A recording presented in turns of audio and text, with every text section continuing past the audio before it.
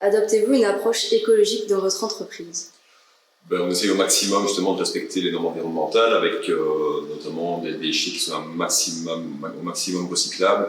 Donc, caisse carton recyclé, on évite de consommer trop de papier via l'informatique, on évite également les tickets de caisse inutiles, les facturations sur papier, on évite via des envois de mail et ainsi de suite aux clients.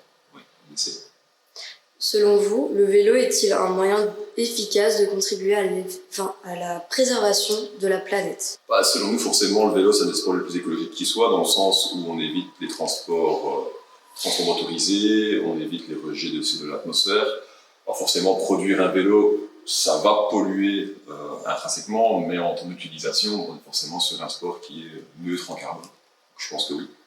Et quels sont les moyens de pratiquer des activités sportives respectueuses de l'environnement?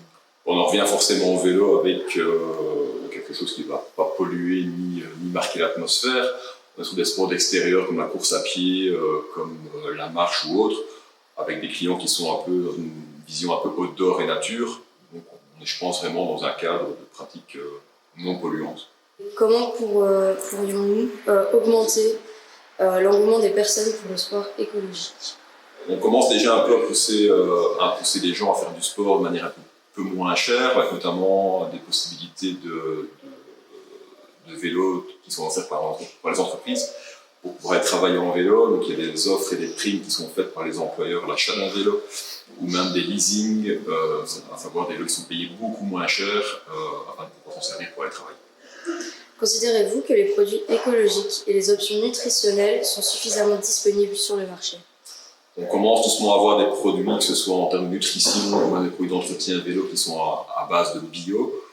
On n'est pas encore dans le 100% propre, si on peut dire, mais on commence à se tourner de plus en plus vers des produits naturels qui sont de moins en moins transformés. Oui, tout à fait.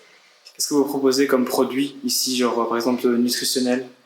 En nutrition, on a une gamme qui est maintenant développée sans gluten, par exemple. Après, c'est pas forcément lié à l'écologie tout de suite, mais c'est des produits plus spécifiques à des gens qui sont intolérants au gluten ou à certains produits. On a également, en termes de produits d'entretien sur les vélos, on a beaucoup de savons bio. Donc on peut normalement répandre dans l'environnement sans trop marquer l'environnement, justement. Après, c'est pas encore hyper étendu, mais on commence doucement à trouver plus de recyclables, si on peut dire. Au niveau des équipements, qu'est-ce que vous proposez qui est plus écologique? Au niveau équipement même pour le cycliste, on n'a pas vraiment encore de gamme qui sont écologiques. Après, les fournisseurs de textiles et ainsi de suite nous garantissent que les fils les moins traités chimiquement, on ne peut les prouver ça à 100%. C'est encore trop récent pour avoir vraiment du rendu en magasin.